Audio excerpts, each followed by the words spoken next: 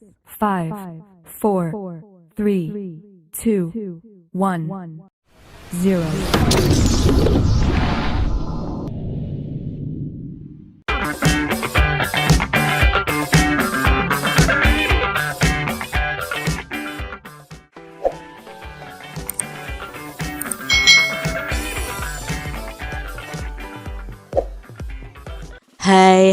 Hai, selamat datang di channel YouTube Kak Citra. Apa kabar adik-adik semua? Siapkah kalian belajar hari ini bersama Kak Citra? Nah, hari ini kita belajar di tema 5 pengalamanku, subtema 2 pengalaman di sekolah, pembelajaran yang kedua. Mari adik-adik kita belajar dengan penuh semangat ya.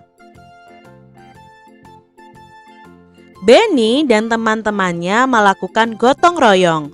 Gotong royong ini dilakukan di sekolah. Siti menyapu halaman, Dayu menyiram bunga, Edo mengelap kaca, Benny membantu guru memajang kaligrafi.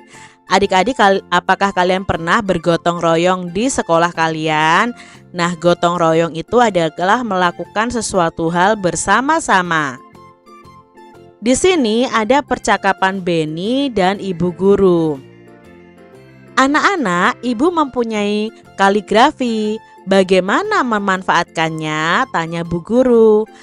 Kaligrafi dipajang saja bu, jawab Benny. Ibu minta tolong ya, tolong kaligrafi ini dipajang di kelas, kata bu guru. Baiklah, Benny yang akan melakukan pekerjaan ini, kata Benny.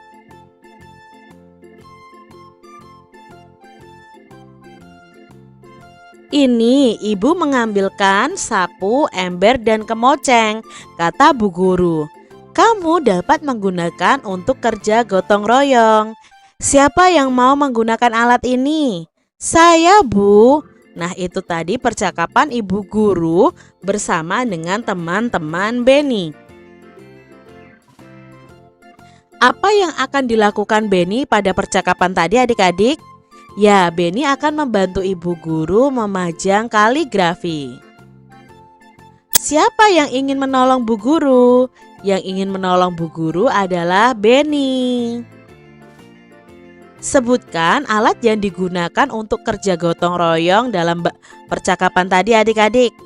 Ya, ada sapu, ember, dan kemoceng.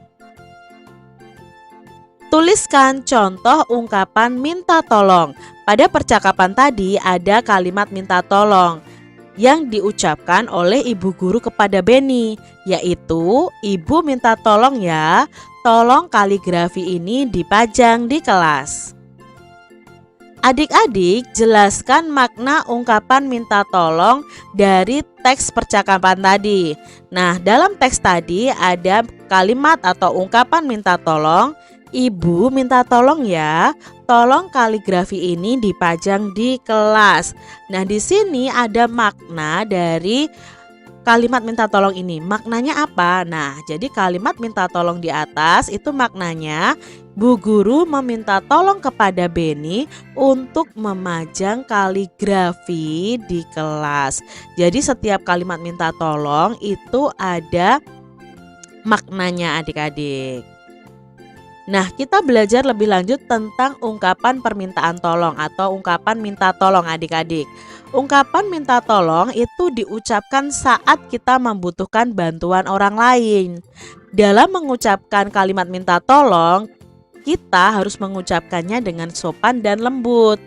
Kalimat minta tolong itu kalau ditulis ya, kalau dalam bahasa tulis itu harus diakhiri dengan tanda seru. Contoh ungkapan kalimat minta tolong adalah, ini contohnya ya. Dani, tolong bantu ibu mengupas bawang untuk memasak, kata ibu ya. Di sini karena kalimat minta tolongnya ditulis, berarti di sini ada tanda seru adik-adik. Tika, tolong bapak dibelikan kapur di warung Bu Asih, kata bapak. Tio, tolong ajarkan aku bagaimana cara membuat vas bunga dari tanah liat, kata Ari. Nah, coba adik-adik buat ya kalimat minta tolong yang pernah kalian ucapkan. Coba perhatikan kalimat minta tolong di bawah ini dan kita perhatikan maknanya adik-adik.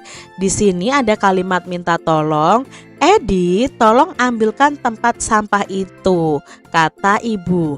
Nah, Kak Citra bertanya nih sama adik-adik, siapa yang meminta tolong, Edi atau ibu? Ya, ibu yang meminta tolong. Lalu siapa yang menolong ibu? Ya, Edi. Nah, ibu minta tolong apa kepada Edi? Mengambilkan tempat sampah. Jadi makna dari kalimat minta tolong ini adalah ibu meminta tolong kepada Edi untuk mengambilkan tempat sampah. Contoh yang lain adik-adik, ada kalimat minta tolong. Nah, di sini ada yang mengucapkannya adalah Rani. Rani berkata begini, Adi, tolong matikan lampu itu. Nah, adik-adik, siapa yang meminta tolong? Ya, yang meminta tolong Rani. Rani meminta tolong kepada siapa? Kepada Adi. Untuk apa? Mematikan lampu. Jadi makna dari kalimat minta tolong itu adalah Rani meminta tolong kepada Adi untuk mematikan lampu. Seperti itu ya adik-adik, memaknai kalimat minta tolong. Gotong royong telah selesai dilaksanakan. Kemudian Benny dan teman-temannya berolahraga. Benny berjinjit dengan satu kaki. Nah, berjinjit dengan satu kaki ini melatih kekuatan otot kaki kita dan melatih keseimbangan tubuh kita supaya tidak terjatuh adik-adik. Nah, di sini Edo melakukan gerakan berjinjit. Nah, gerakan berjinjitnya dengan dua kaki dan kedua tangan lurus ke depan. Lalu kalian tahan sampai beberapa hitungan, jangan sampai jatuh. Gerakan berjinjit yang kedua adalah gerakan berjinjitnya dengan satu kaki. Jadi satu kakinya diangkat dan kedua tangan lurus ke depan. Ini guna kedua tangan ini untuk keseimbangan adik-adik. Yang ketiga, nah ini adalah gerakan berjinjit dengan dua kaki dan kedua tangan lurus ke samping. Coba adik-adik praktekkan ya.